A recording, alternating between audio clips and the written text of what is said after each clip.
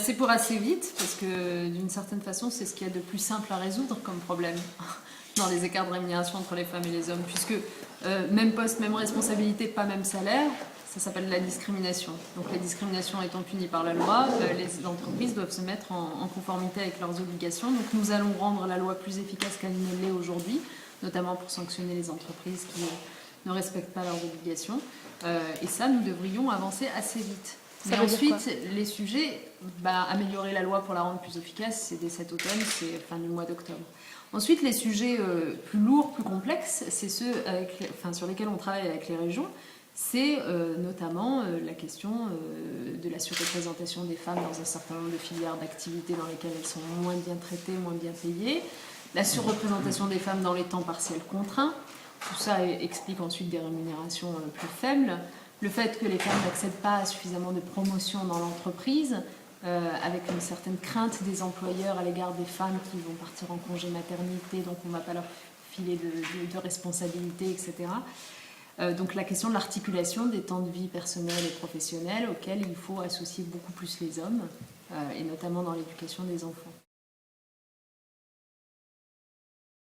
L'autocensure, ça se construit très tôt. Comme beaucoup de choses, malheureusement, quand on s'intéresse à l'égalité entre les sexes, c'est dès le plus jeune âge que les choses se construisent. Et moi, je trouve que c'est toujours intéressant de regarder ce qui se passe dans les salles de classe. Quand on se rend compte que dans les salles de classe, finalement, alors que les filles sont présumées meilleures que les garçons, et d'ailleurs elles réussissent mieux à l'école que les garçons, les enseignants dans leur salle de classe consacrent beaucoup plus de temps d'interaction, d'interrogation aux garçons plutôt qu'aux filles. Sans doute parce qu'ils considèrent que le groupe des garçons, d'une certaine façon, est celui qui mérite le plus d'être aidé parce qu'il est un peu en retard.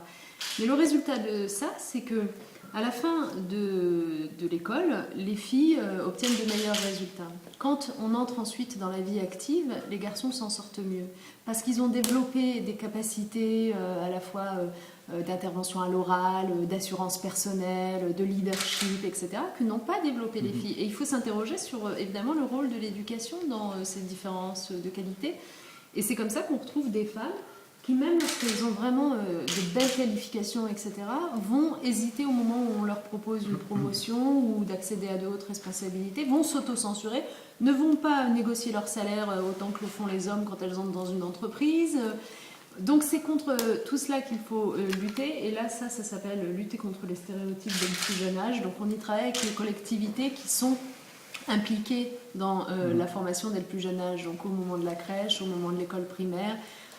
Moi je suis allée visiter à Saint-Ouen en Seine-Saint-Denis récemment une crèche un peu exemplaire qui a mis en place une expérimentation depuis quelques années qui consiste à traiter les petits garçons et les petites filles à l'âge de 2 ans exactement de la même façon. Donc on apprend aux filles et aux garçons à langer les poupons, on lit des livres dans lesquels maman apparaît pas toujours derrière les fourneaux et papa en train de lire son journal. Voilà, et je trouve que c'est formidable parce que c'est comme ça qu'il faut s'y prendre.